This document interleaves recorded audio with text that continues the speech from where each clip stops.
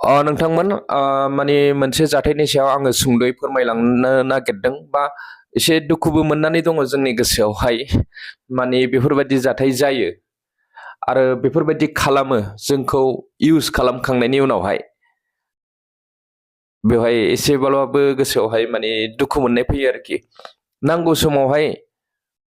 बयबो माने ओरैबायदि रिकुवेस्ट खालामहरो बिनि उनावहाय गावनि माने मावनांगौ खामानि बा गावनि खामानिया साक्सेस जाखाङोब्ला बावनानै थाङो आरोखि बे जोंनि बर'फोरनि हुदा ना जों मानसि हारिनिनो हुदाखा जानो हागौ बायदि आं सानो रायजोफोर आरो जोङो मैयासो आरो मोनसे जाथायनि सायावहाय माने एसे डिटेल्स लाहैदों बे जाथायखौ रबिबारनिफ्रायनो जोङो मोननाय जादों जोंनिसिम रिपर्ट हरदों दा आं बे जाथायनि सायाव सुंद'यै नोंथांमोननो फोरमायलांगोन बे जाथाया जादों नोंथांमोन माने सासे हिन्जावसा सासे फरायसाया माने नार्सिं फरायनो थाखाय बेंगलरावहाय फरायफैदों बिमा बिफाया बेंगलराव फोरोंहरदों नङा होमबा रायजोफोर दा बिनिफ्राय बियो फरायगासिनो दं नाथाय कमप्लिट जाथ'वाखै दा बे समावनो बियो सोरबा सासे बांगाल हौवाजों मोजां मोननानै दा बियो खारनानै दङ आरोखि दा जोङो बेनि सायावनो मैया पुलिस स्टेसनाव थांनानै बिसोर थानाय हस्टेल कलेजाव थांनानै जोङो डिटेल लाहैदोंमोन मोनायावहाय मैया आङो सर्ट भिडिअ होदोंमोन नङा होमबा आफादगिरि सोमावसा जालायनाय होननाय दा बे खामानियाव जों थांदोंमोन मैयाहाय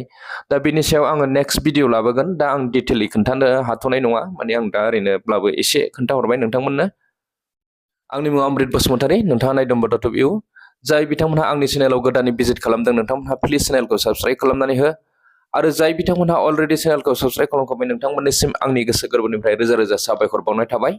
आरो आङो मोनसे खोथाखौ सिगां समनिफ्रायनो बार बार बुंबोगासिनो रिपिट खालामगासिनो नाथाय नोंथांमोनहा मानो मोननो हादिया बे बुस्थुखौ आङो साननानै दङ माने बेयो जाहैबाय कन्टेक्ट नाम्बार नङा होमबा गोबांथार कन्टेक्ट नाम्बार बिहरो आरो आङो मोनफ्रोमबो भिडिअआवनो फ्राय कन्टेक्ट नाम्बारखौ होगासिनो दं नाथाय नोंथाङा मानो मोननो हाया कन्टेक्ट नाम्बारखौ बिनि जाहोना जाहैबाय नोंथाङा भिडिअखौ फुरा नाया बिनिखायनो मोनफ्रोमबो भिडिअखौ फुरा नायनानै हो आंनि कन्टेक्ट नाम्बारखौ नांगौबा वाट्सएप नाम्बारखौ नांगौबा आरो बे भिडिअआवबो आङो आंनि वाट्सएप नाम्बारखौ होनानै होगोन कन्टेक्ट नाम्बारखौ होनानै होगोन बेनिखायनो नोंथाङा बे भिडिअखौ गुदिनिफ्राय जोबजासिम नायनानै हो अब्लानो मोननो हागोन आंनि कन्टेक्ट नाम्बारखौ आरो जेसेबां हायो एसेबां बे भिडिअखौ शेयार खालामनानै हो नोंथांमोन जाहाथे सोरबा गुबुन सासेया मानिबा गोनांथि जायोब्ला जोंनि मदद लानो हायो एबा जोंबो हेफाजाब होनो हायो बेनिखायनो नोंथांनि लोगोनो एबा न'खरनि सुबुंफोरनो बे भिडिअखौ शेयार खालामनानै हो दा जाथायफोराथ' गोबांथार जाबोबाय थायो नङा होमबा रायजोफोर आङो भिडिअसफोरखौबो लाबोनाय जायाखै टाइमनि अभाबाव गोबां माने बिजि जानानै दङ दासान्दि जाहा नैबे रंजालि बैसागुबो फैगासिनो दङ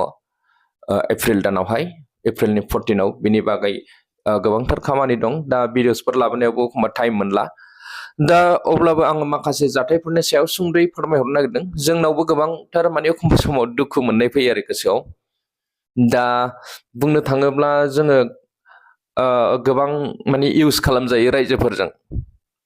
बेनो जाहैबाय जों रायजोखौ मदद होनो हायो आरोखि जोंथ' रायजोफोरखौ मदद होयो जेसेबां हायो एसेबां नङा होमबा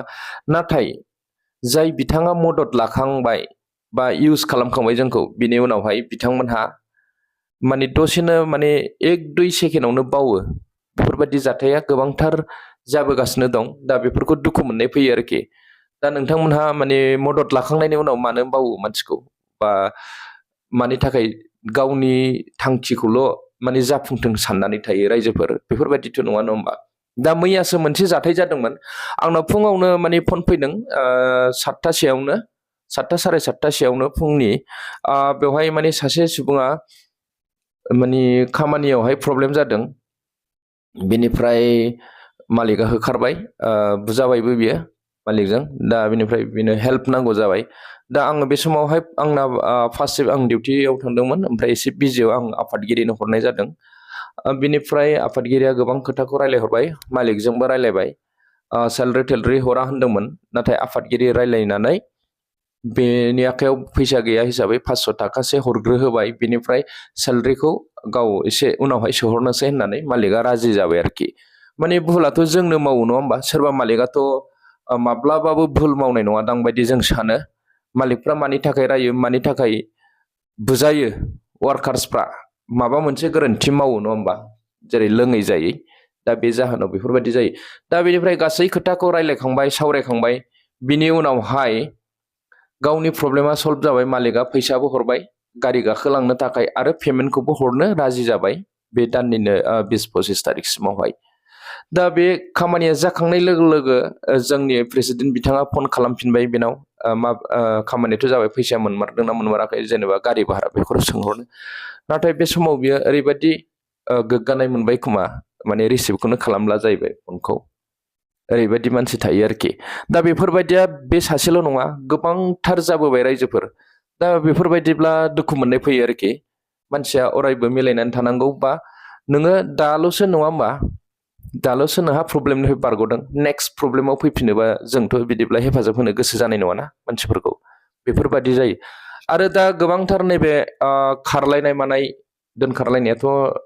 माने जोंनाव मामुलि जाखाबाय नङा होमबा जेरै दा भाइराल जादोंमोन नङा होमबा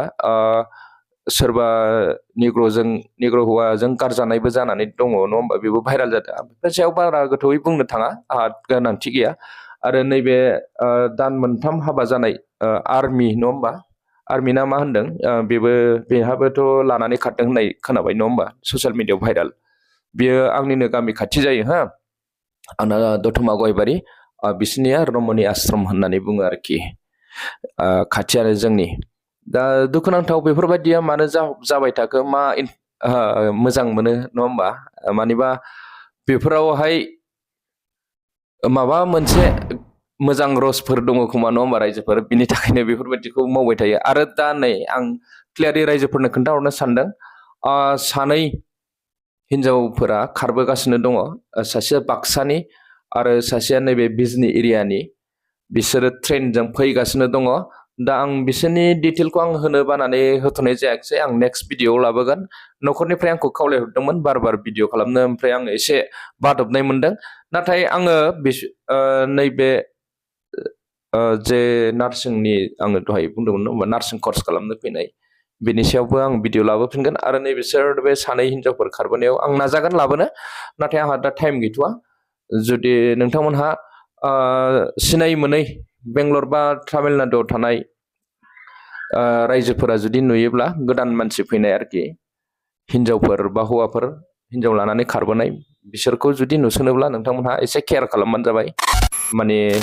नोजोर होनानै था जोङो बेखौ ससियेल मिडियायावहाय माने भाइराल खालामगोन बा वाट्सएप ग्रुपफोरनि थ्रुयैहाय जों शेयार खालामगोन बेनिफ्राय जोङो न'खरनिखौ लेंहरनानै हरफिनगोन आरोखि दा आं बेखौ सानदों दा दिनै भिडिअआ गोलाव जाबाय आंनि कन्टेक्ट नाम्बारखौ आङो गेजेरावबो लिरनानै होनाय जासिगोन आरो आङो दा बुंनानै होनसै आंनि कन्टेक्ट नाम्बारानो जाहैबाय 6000041245 नोंथांमोन आरो खनसे बुंबावनि 6000041245 वाट्सएप नाम्बार नोंथांमोन आं लास्टआव खुगाजों बुंफैबाय नाथाय आङो डिसप्लेयावहाय लिरनानै होखागोन नोंथांमोनहा कनफिउस जाबाय थायो दा दिनैनि भिडिअआबो गोलाव जाबाय दा दिनै बेखिनियानो नोंथांमोन thank you bye take care